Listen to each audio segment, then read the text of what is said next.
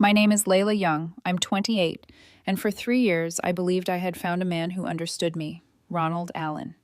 We lived together in a downtown apartment, the kind that looked perfect on Instagram, complete with high ceilings, designer furniture, and the subtle smell of expensive candles. On paper, everything was ideal. But life, as it often does, had a way of exposing the cracks beneath the gloss. It began one evening at our kitchen table. I had just returned from a grueling day at work, tight deadlines, a miscommunication that almost cost us a client, and a pile of emails that refused to disappear. I looked across at Ronald, hoping to share some of my stress, maybe find comfort in his presence. "I'm just processing a lot right now," I said, keeping my voice steady but honest. "Work's been a nightmare, and with my dad recovering from his heart procedure, it's a lot." He rolled his eyes, leaning back in his chair. "Oh God, not this again. You're always processing something. Talking about your feelings all the time, it's exhausting." I blinked. Did he really mean that? I thought we could talk about these things together. Support each other. He sighed like I'd asked him to solve a calculus problem. "Layla, for 3 years, I've dealt with your constant emotional dumping. Do you know how draining it is? Real men, real people, don't obsess over feelings. They handle life." My stomach twisted. The words cut deeper than I expected. "I'm not obsessing. I'm sharing what I'm going through. That's part of being partners." He laughed softly, but not kindly. "Part of being partners is not making your partner a therapist. Vanessa never complained. She handled things." Vanessa, his ex-girlfriend, the woman he compared me to constantly, whose name still held a strange, untouchable weight in his mind. I felt a flicker of resentment, quickly suppressed by the anxiety of confrontation. "So, what do you want me to do?" I asked, my voice quieter, tentative. "Just toughen up," he said. "Stop talking about your feelings like some podcast therapy session. Be a person who acts, not someone who dumps every thought onto me." I swallowed hard, confusion and hurt mingling in my chest. Finally, he had given me a rule. Stop expressing, stop seeking comfort, stop being human. I nodded slowly. "Okay, I'll try." And so I did. The following weeks were deceptively calm. I followed Ronald's instructions to the letter. Conversations became surface-level exchanges. "How was your day?" "Fine." "Traffic bad?" "Yes." No complaints, no tears, no frustrations shared. I smiled, nodded, offered neutral responses, and retreated to my office to work. At home, I was the ideal partner he demanded, silent, compliant, and emotionally minimal. But inside, I was crumbling. Therapy sessions became my sanctuary. I met with a therapist who encouraged expression, who reminded me that my feelings were valid, that suppressing them wasn't strength, it was erasure. I joined a women's support group where strangers became allies, witnesses to my reality. I began to understand the irony. Publicly, I was a model partner. Privately, I was quietly bleeding. Ronald noticed the shift in dynamic, or so he thought. "This is so much better," he said to his friend on speakerphone while I cooked dinner. Layla finally grew up. No more whining about her little problems. I forced a smile at the comment, carefully measured, hiding the sting. Inside, I wanted to scream, but I followed the rule, compliance, not confrontation. Then life tested me. My grandmother's health deteriorated. My father suffered a mild heart episode. Friends faced emergencies. And every time, I was expected to remain stoic. "Handle it," Ronald reminded me once after I asked for a moment to process the news of my father's hospitalization. "You're strong. Be strong. No tears." I complied. I brought a coffee to the hospital, handed tissues when needed, and stayed calm, practical, and composed. I followed his rules so perfectly that even strangers commented on my poise. Yet the weight of compliance threatened to break me. One evening, in the fluorescent hospital waiting room, my own emotions finally slipped. I wanted to cry, to lean on someone, to say, "I am scared, I am worried, I need support." But Ronald's voice echoed in my head, "Be strong, no feelings." And I froze, smiling politely while my heart raced. I began to see a painful truth. The man I loved did not want me to be fully human. He wanted a mirror, someone reflecting back calmness, not vulnerability. and I realized that trying to conform to this impossible standard was slowly erasing the very part of myself that deserved to be seen, heard, and loved. Foreshadowing this quiet tension, I began noticing patterns in Ronald's behavior that mirrored his previous relationships. The subtle dismissals, the comparisons, the silent tests, it all hinted at a storm yet to come. And deep down, I sensed that continuing on this path would exact a price far beyond simple frustration. As I sat in my office that night, staring at the city lights through our large windows, I made a decision I hadn't yet allowed myself to name. Compliance might bring peace in the short term, but peace without authenticity was poison. And if I wanted to survive this relationship, I needed to prepare for the possibility that the next step might not be staying, it might be leaving. For the next few months, I lived in quiet compliance. At home, I was the partner Ronald demanded, calm, efficient, and emotionally contained. Every conversation was carefully curated, every reaction muted. I nodded at his complaints, smiled at his comparisons to Vanessa, and kept my own feelings locked away. Outside our apartment, I sought refuge. Therapy became my lifeline, a place where I could be fully Layla, not the curated, silent version Ronald wanted me to be. I joined a women's support group and formed bonds with people who saw me for me, without judgment. These women became my mirrors, reflecting the part of myself Ronald refused to acknowledge. They reminded me that my feelings were valid, even if my partner insisted otherwise. At home, Ronald seemed pleased at first. Finally, some peace, he told his friend Caitlin on a speakerphone call as I stirred dinner quietly in the kitchen. Layla finally grew up. No more whining about her little problems. I forced a polite smile, hiding the sting behind a mask of compliance. On the surface, it appeared we were thriving. I managed the household, handled chores with precision, and never complained. But the silence came at a cost. Every unspoken word, every suppressed emotion, added weight to my chest until it felt like it could crush me. The first real crack appeared with my grandmother's illness. She had always been my anchor, the one family member whose love was unconditional. When she was hospitalized, I went through the motions, packed her bag, coordinated with doctors, and managed her medications. Ronald watched with the same clinical detachment he applied to everything. "You're handling this well," he said. "Just stay strong. Stay strong." Those words had become a mantra, a command, a suffocating demand. I realized then that no matter how perfectly I followed his rules, it would never be enough. Emotional suppression might make me appear composed, but it was eroding my soul. Later, when my father had a mild heart episode, the pattern repeated. I drove to the hospital, brought coffee, organized his medications, and answered the medical staff's questions without complaint. Ronald accompanied me, but only to ensure I remained the composed partner he expected. "I need you to feel this with me," I whispered to myself in the quiet moments when no one was looking. But I couldn't. Not fully. Not while he watched, waiting for me to conform to his idea of strength. At home, the tension simmered. Ronald began testing boundaries, subtly probing to see how much I would endure. A minor argument about groceries would escalate when I tried to express concern about expenses. A delayed response to a text became a test of loyalty, and every time I complied, swallowing my frustration, my disappointment, my hurt. Friends began noticing the change in me. They saw the exhaustion behind my polite smiles, the fatigue in my eyes. I explained it away, claiming work stress, family obligations, life's normal pressures. But inside, I was collapsing under the weight of compliance, the constant self-erasure required to maintain peace in a relationship that demanded my silence. Foreshadowing the coming storm, small incidents began to hint at Ronald's inability to truly connect. He would dismiss my joys as trivial, my concerns as overreactions, and my needs as burdens. The comparisons to Vanessa became more frequent, more pointed, as if I were never quite enough. And in these moments, I began to wonder, if compliance was the goal, what would happen when I finally refused? Then came the night that crystallized everything.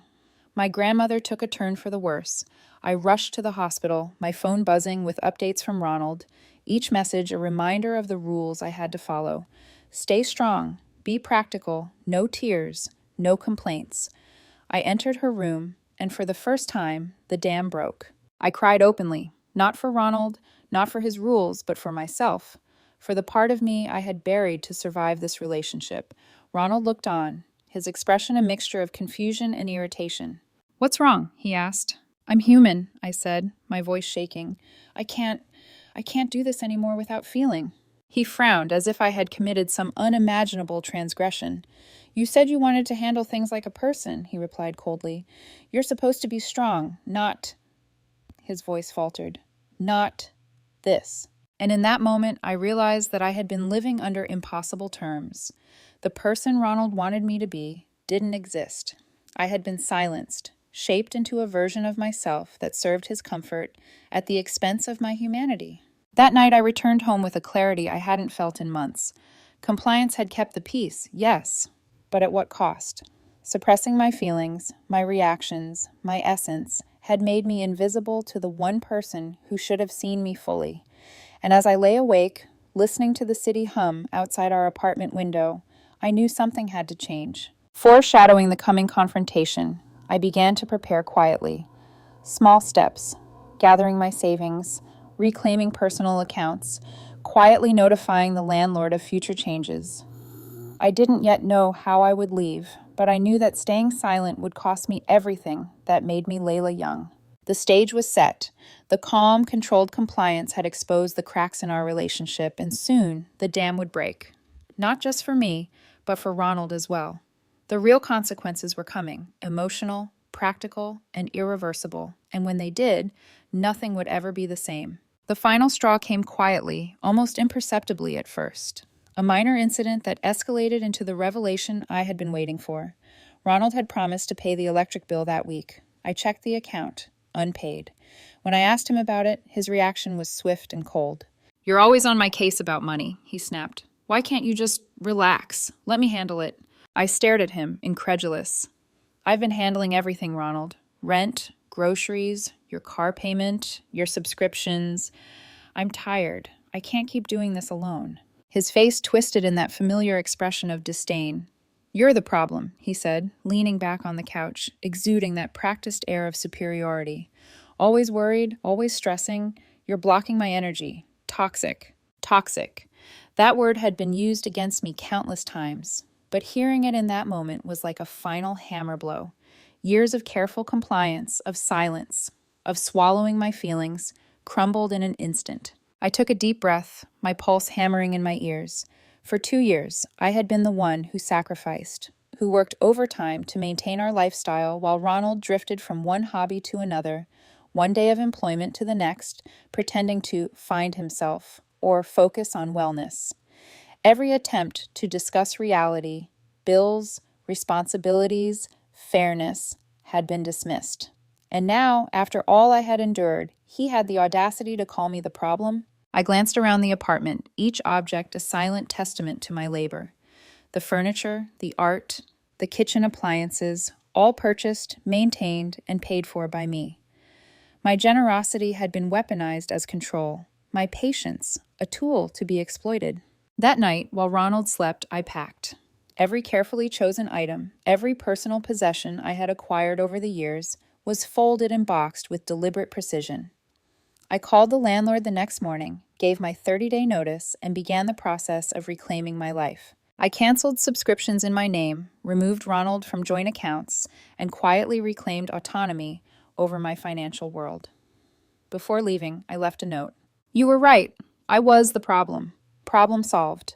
The apartment is paid through the end of the month. After that, it's yours.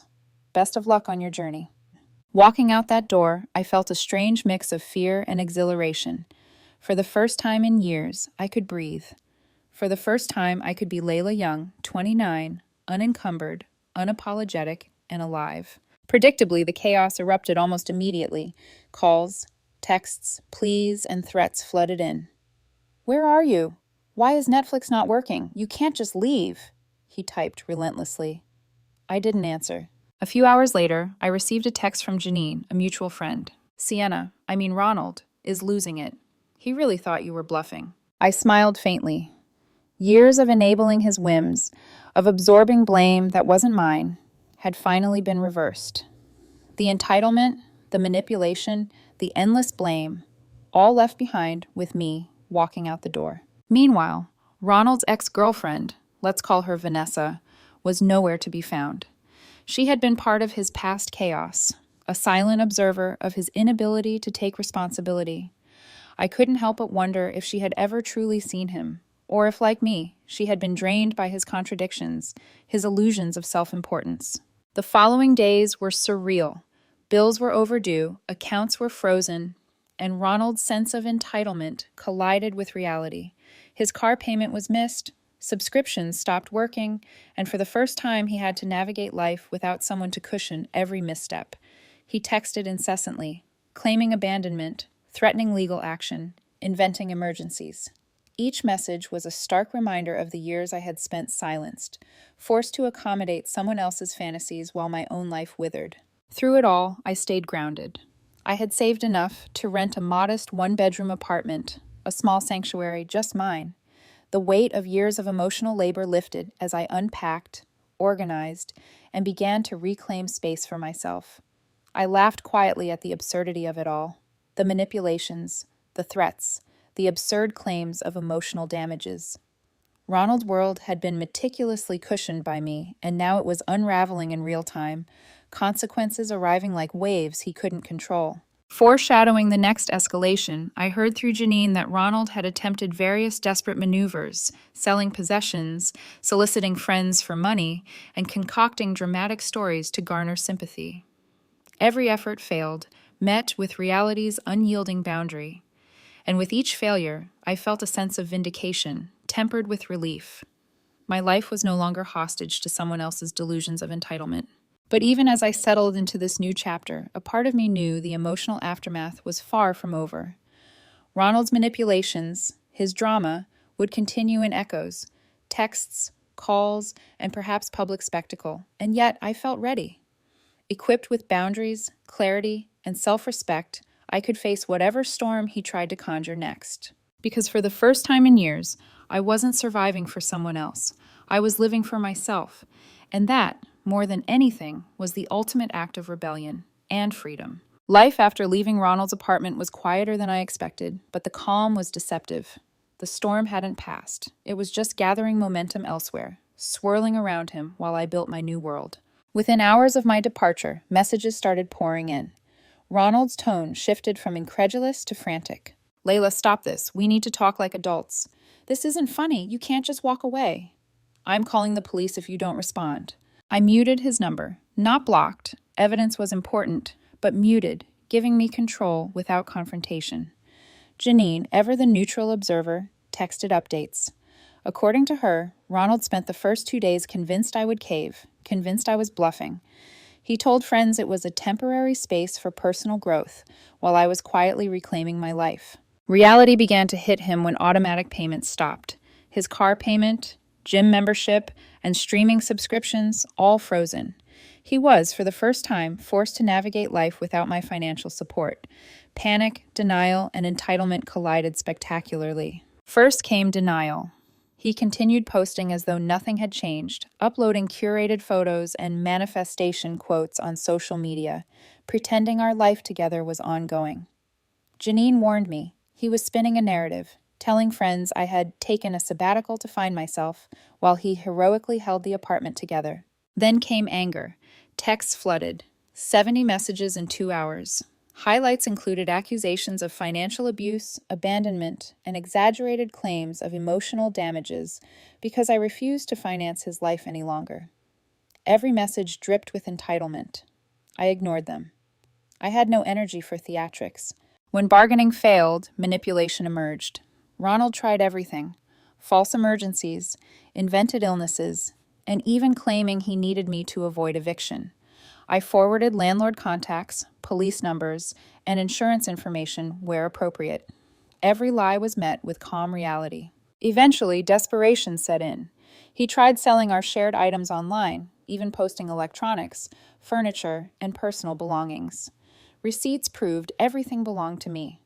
Attempts to claim emotional labor, how much he believed I owed him for supporting his lifestyle, were met with polite but firm boundaries.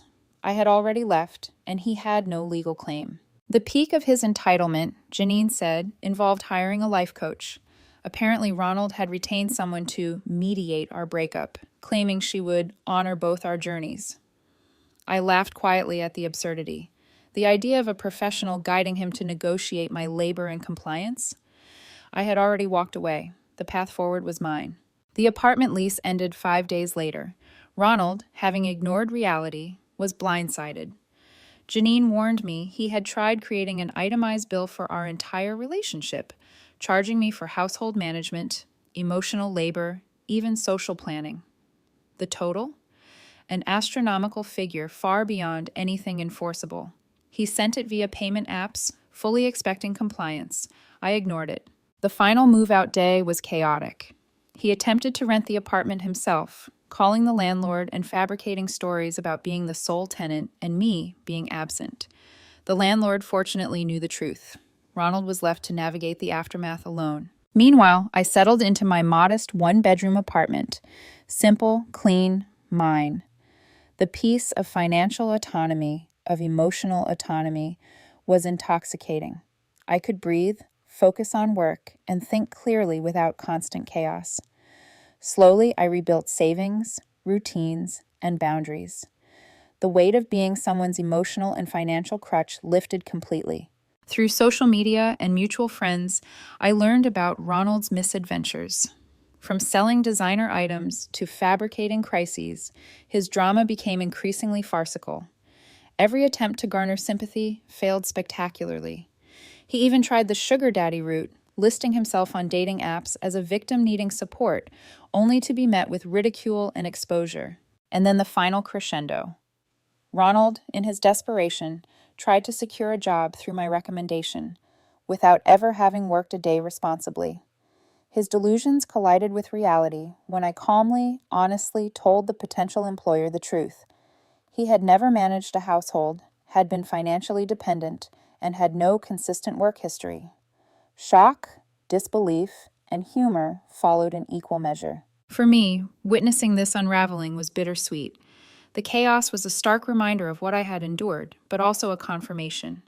Leaving had been the only rational choice.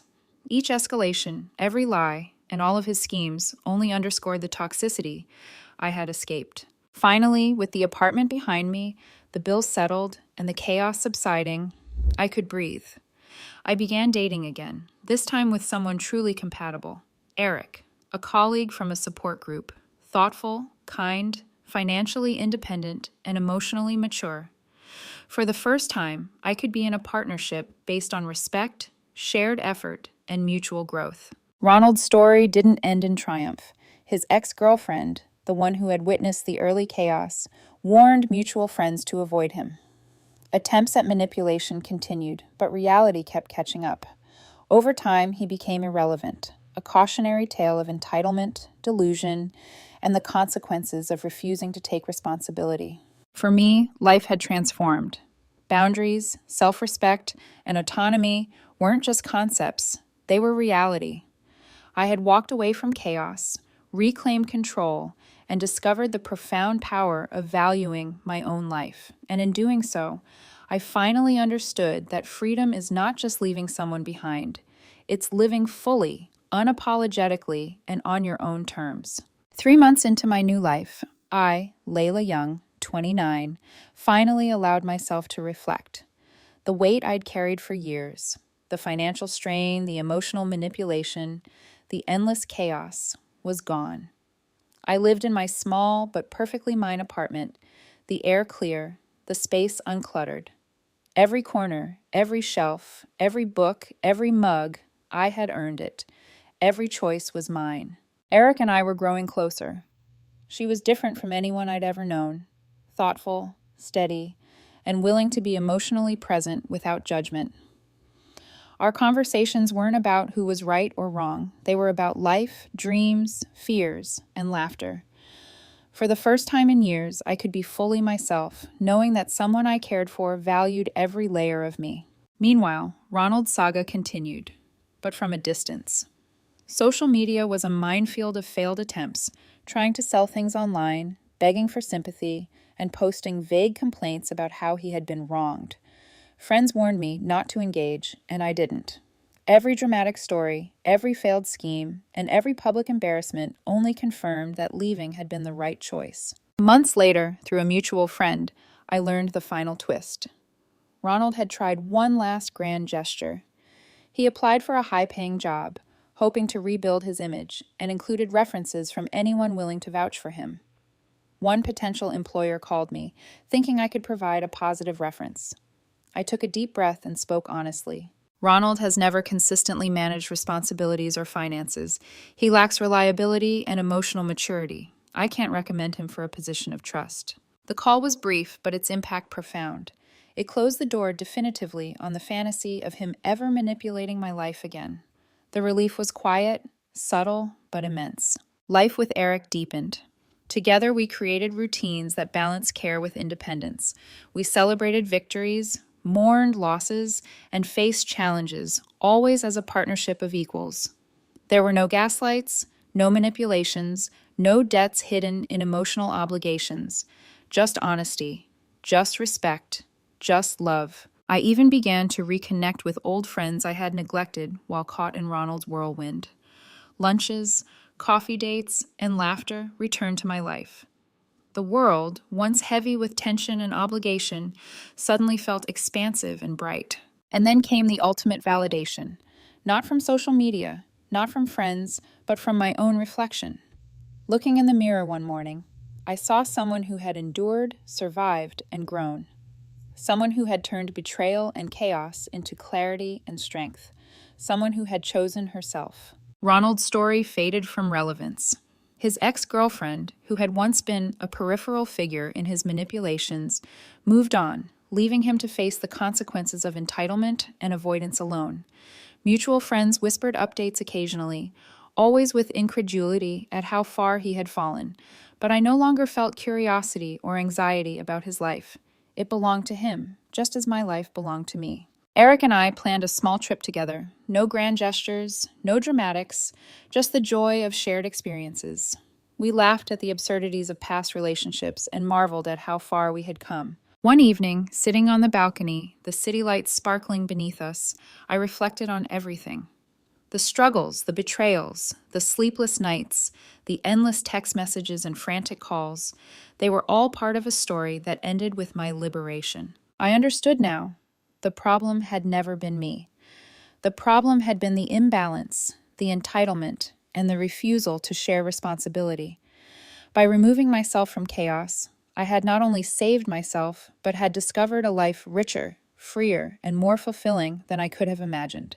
And so, I closed that chapter fully. I let go of the anger, the residual guilt, and the temptation to check in. My life was no longer reactive. It was intentional. My joy was no longer contingent on someone else's recognition. It was mine, wholly and completely. Ronald remained a cautionary tale in the background, a reminder of what I had escaped and why boundaries are sacred. But my story was moving forward, filled with possibility, respect, love, and self-determination. I leaned back, smiled at Eric beside me, and whispered, almost to myself, This is exactly how it's supposed to feel. The city hummed below us. The past, with all its chaos and drama, was behind me. And for the first time in my life, I felt truly, undeniably free.